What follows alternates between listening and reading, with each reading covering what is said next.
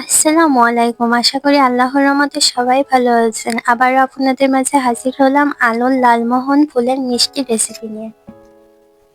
আলুর লালমোহন ফুলের মিষ্টি বানানোর জন্য নিয়ে নিয়েছি মিডিয়াম সাইজের 2টি আলু।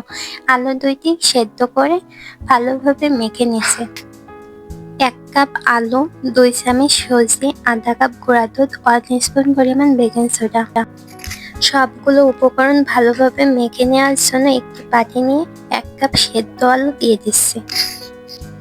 সেদ্ধ আলুটা ভালোভাবে চটকে মিহি করে মেখে নিতে হবে। এই মিষ্টিটা পারফেক্টভাবে বানানোর জন্য খেয়াল রাখতে হবে আলু মাখার সময় আলুর ভিতর কোনো দানা যেন না থাকে।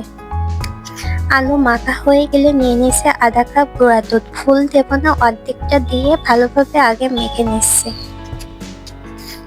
আমি দুধটাই একবারে না দিয়ে অল্প অল্প করে মেখে নিচ্ছি। গুঁড়া দুধটা মেখে নিয়ে দিয়ে দিচ্ছি সামান্য পরিমাণ লবণ স্বাদের জন্য। লবণটা দিয়ে মেখে নেওয়ার পর দিয়ে দিচ্ছি 2 টেবিল পরিমাণ সুজি। সুজি দিয়ে আবারও ভালোভাবে মেখে নিচ্ছি। এবার দিয়ে দিচ্ছি 1/3 কাপ আটা। আপনাদের কাছে ময়দা থাকলে ময়দাটা দিলে আরো বেশি ভালো হয়। আমার কাছে ময়দা ছিল না, একজন আটাটাই ব্যবহার করলাম। আটা অর্ধেক দিয়ে মাখার পর দিয়ে দিচ্ছি 1 স্পুন পরিমাণ বেকিং সোডা।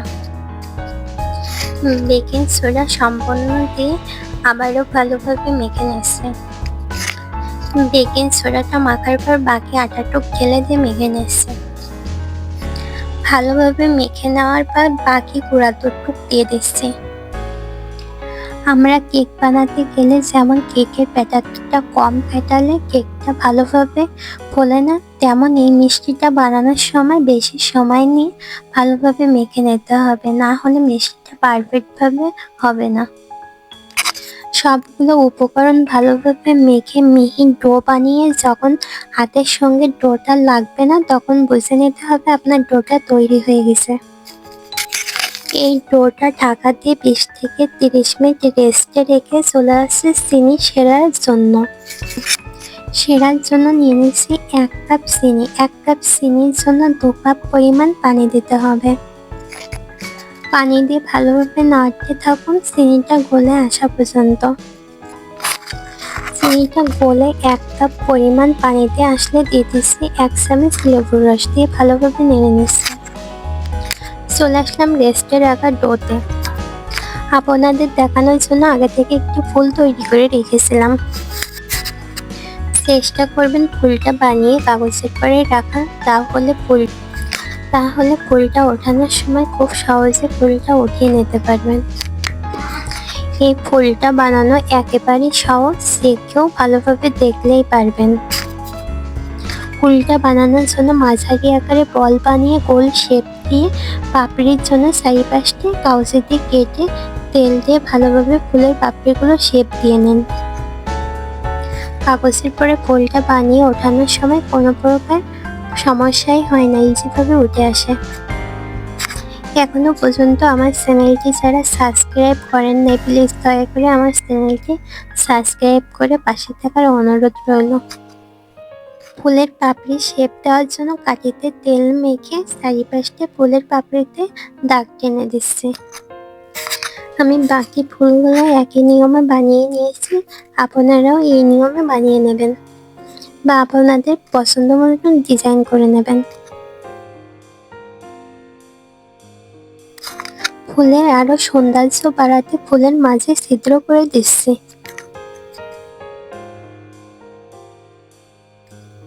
ফুলগুলো ভাজির জন্য একটি কড়াইয়ে তেল দিয়ে তেল গরম হয়ে গেলে ফুলগুলো দিয়ে দিচ্ছি।